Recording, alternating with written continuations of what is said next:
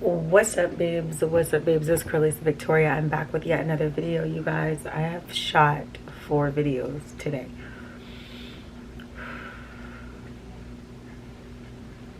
I am tired of talking. I just feel like there's content that I need to get out there. I have it on my goals and on my to-do list. If you guys have not watched my videos today, I did a vlog. I did how I grow my locks faster. What else did I do? Knowing when it's time to cut your locks. And I did something else like, oh, do I go to a loctician or not? And now I'm making a video that is really not even about my hair. Which, like I said, I did moisturize my hair today with some oil, so go catch those videos. I don't want to talk about my locks anymore today in any of these videos. I really want to just get through what this video is supposed to be about, which is my current upload schedule, what my expectations are as it pertains to my channel, etc. So I don't really have big expectations right now because, of course, when you expect something and it does not come through, then you find yourself disappointed. So expectation yields disappointment. So a lot of times we aim and we strive not to be disappointed, so we try not to set expectations, but a lot of times our effort to not set expectation ends up happening anyway, because you're setting goals and you're doing things that are going to yield some sort of result, whether or not it's to your expectation or not. Still puts us in the same category. So my goal for my channel by end of summer is to hit my 1,000 subscriber marker. So I would like to hit 1,000 subs by the end of summer. Considering the growth analytics algorithms, well, really the analytics of my channel, I've just been keeping up to date with, you know, how my channel operates over time. And even though it sounds like it's easy to hit 1,000 subscribers by end of summer based on how my growth is taking place on my channel, that's not an easy goal, but that's going to be a goal that I'm striving for. And I know it's easy to look at my subscribers and be like, oh, you're already almost to 1,000. While that may be true, there's a lot of factors that play into your videos and stuff like that on YouTube. Certain impressions that are made on other channels, certain topics that are popping, certain topics that are not. There's like a lot of algorithms that goes to every app, okay? So for me, I know 1,000 sounds like to some people a lot, and to some people not a lot, and then to some people like, sis, you're almost there, which I'm optimistic. So don't get it twisted that I'm like sad or anything like that. But with my current upload schedule, it's been just about every single day. One, because I have that goal. Two, I have so much content that's always just like top of mind that I want to put out there for my channel. And I believe in discipline and consistency for results. So for me, it's just always been that. Even once I hit the 1,000 subs, it's not going to stop being consistent and disciplined. If anything, maybe it'll go to more of a regular routine upload schedule opposed to be posting nearly every day. Not exactly sure how that's going to be when we hit that goal. But as of right now, I'm pretty much posting daily. There's some times where I don't post that day, but maybe I've already filmed and I just add it to another day. So it's like I've been really consistent as it pertains to my content. Another thing, so like, I guess we'll say my goal is 1,000 subs by the end of summer. And then as far as my upload schedule, as of right now, it's gonna be just about random, and it's gonna be about daily. If not daily, it'll be about 3 to 5 times out of the week. And sometimes people say, well, can you post at this time? Can you post at that time? It'll help people. Listen, the world we live in right now, there is so many different windows of time that is more convenient for this person versus that person versus this person versus that person. So my best bet to you would be put on your push notifications. That way every time I post a video, you're notified. So put on your notifications.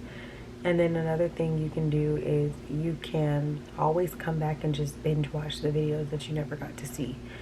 That's going to help the people who feel like I'm posting outside of the availability that they have to watch YouTube or anything. And I recommend that for anybody else's channel too. That's not just mine. Binge watch when you can, or set notifications on the channels that you like, and then just binge whenever.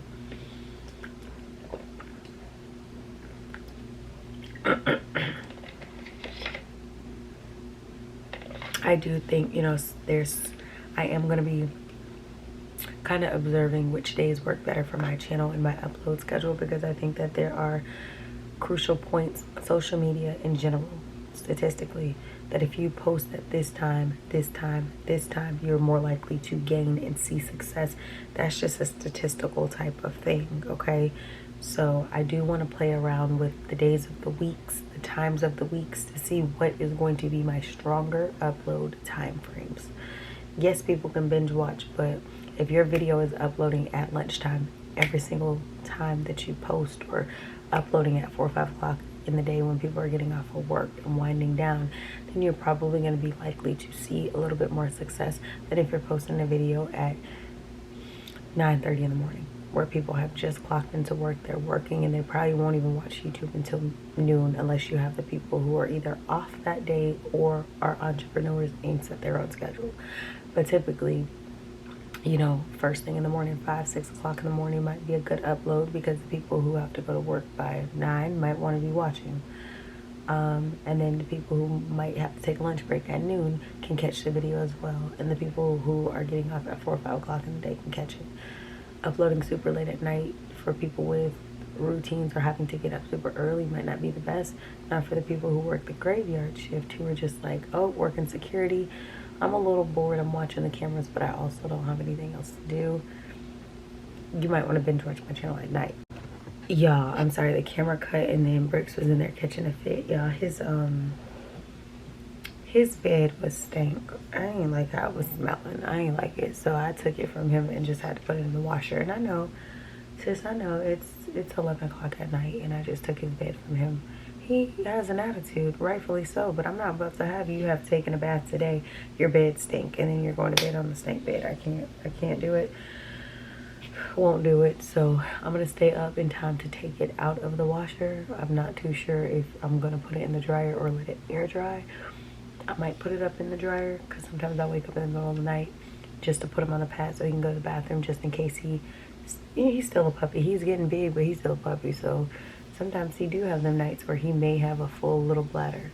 So in a couple hours, if I put the bed in the dryer, by the time I wake him up to use the bathroom, his bed will be dry and he can go back to sleep on his bed. But for right now, he gonna have to just get in where he fit in, because baby, that bed was stank.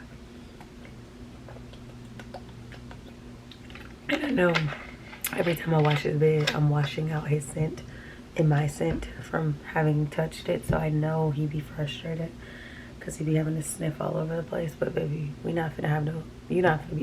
not about to be stinking there. I just can't do it. Not gonna do it, won't do it, just not my style. No. So anyway, wanted to jump back on here since the camera cut and just say that I'll be uploading pretty frequently, pretty much daily, at least 3 to 5 times out the week. I don't have a time frame in which I'm gonna upload, so just be prepared to turn on notifications and binge watch. I'm reiterating all of the things that I just stated, so that if you didn't hear me then, you're hearing me now. That's what I would do. And then when you can binge, the goal is 1,000. I'm just trying to be intentional about the things that I'm passionate about. So I think if your passion wakes you, and if your passion has you wanting to do X, Y, and Z, then you should just do it. No one should ever have to tell you to go do this to be great, go do this to be successful. Like, you'll be looking for the details on your own, because you desire to be better and to do better. So for me, I don't need somebody to tell me, oh, you need to do this, you need to do that. No, I'm gonna go seek out that thing because I'm passionate about it. It's the same thing with like things that I'm involved in. People hit me up all the time. Oh, I want to do this, or I want to do that. How do I do this? How do I do that? Have you even looked into it? Have you even done your own research? Are you really passionate about it? Because you might not be passionate about it if you haven't even done your own research to do what it is you're saying you want to do. So I don't know. I just always felt like if it's something that you desire, you're passionate about, you really want to do, then you'll search out that matter yourself. You don't need people to be sitting here like spoon feeding you if you're really truly wanting to do something or is passionate. Same thing. So I don't need nobody to tell me to get up and go make content. I don't need anyone to tell me to write out your content ideas or to write out your affirmations and manifest. Like, I'm going to do those things because they are a part of who I am. Law of attraction, all of that type of stuff. It's all of what, it's the action that you're putting in that's going to yield you the results. It's not that simple. Oh, I wrote it out every single day. I'm going to do this. I'm going to do this. Okay, so what steps did you take to do that? Because that action part is what a lot of people miss. And then when you start manifesting and you realize that the manifesting is not actually happening, the law of attraction is not happening, you're just like, oh, that manifesting and law of attraction, that's just hearsay, that's just talk, that's not anything. But you're lacking the action part of it. You will not get results to anything if you cannot put action into what it is that you do. If I say that I'm going to grow my long hair, you think my hair is going to just grow long because I said it? Or do you think my hair is going to grow long because I have a routine? Because there's things that I do to my hair. There's things that I put into my body that nourishes and helps my hair to grow. It's that thing of like, it sounds nice, but can you make it be nice by putting the action? So that's my recommendation. So I'm going to be just getting back to a lot of the basics in my life, from my fitness to my reading to my just affirmations and everything. We're not all gonna live in this world forever. None of us know when our expiration date is, when our last day is going to be. So while I'm alive, I am going to live an intentional life. I'm going to make sure that I'm going to live an intentional life, because in the end of the day, that's what we're made to do. We're all here for a purpose. So you should be living out your purpose. Now, the time frame in which people discover their purposes and their passions are not going to be at the same time or phases or stages or ages in their life. However, when you discover it, when you understand it, for me, I know that making a difference and impacting people through my platforms, and directly and indirectly, that's what I'm here to do. Like, I know that.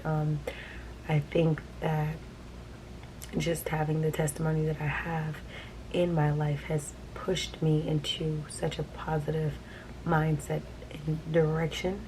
I think a lot of things that we experience really do shape us. I could literally have chosen my circumstances. I could have chosen my grief to sit here and turn me into a bitter or a bitter person, or someone who just didn't do well with themselves. But yet I use my circumstances as fuel to just keep pushing me to be better, do better, and let other people know that they can do better, be better, and all that as well. So I try to use that, or I strive to be the best version of myself and use that platform as my statement, as a staple, you know? It's that thing of, I love that quote that, basically used to say that it's somewhere along the lines of, you may be the only Jesus someone sees.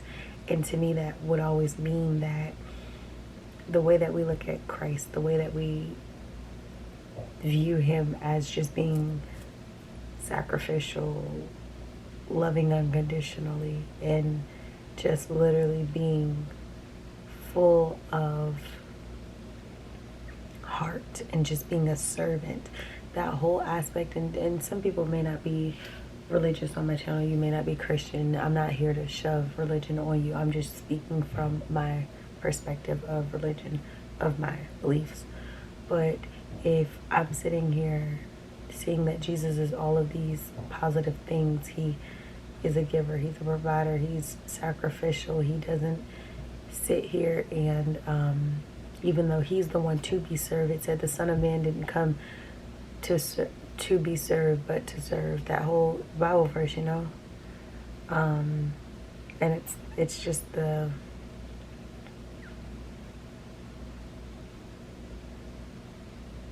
I don't know, it's just that thing of, that's how I want to live my life. Like, I just want to live an intentional life and be a servant in all that I do. because you just don't know the type of people you come into contact with. You don't know their testimony. You don't know. I came across a girl, and I just found her phone number on a sticky note the other day. I've been thinking about her, and I met her in the store, and I'm getting my makeup stuff, and I was like, y'all's customer service was bomb, and da da da da da. So I ended up talking to her too about real estate. So I was gonna end up helping her find property with her spouse, and I called one day just to check in and see if they were still going to be in the market, and she ended up telling me that she literally doesn't work in the store anymore, and she ended up having cancer. And I think it could have been like stage, I don't know if it was stage 2 to 4. She had cancer, and she's young.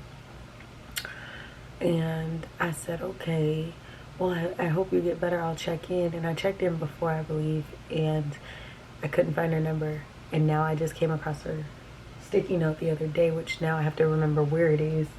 But I'm going to text the number or call the number and just check to see if it's still her number and see if she's recovered or if there's an update or anything like that. But it's that thing of you don't know what people are going through. You just may be the only Jesus somebody sees.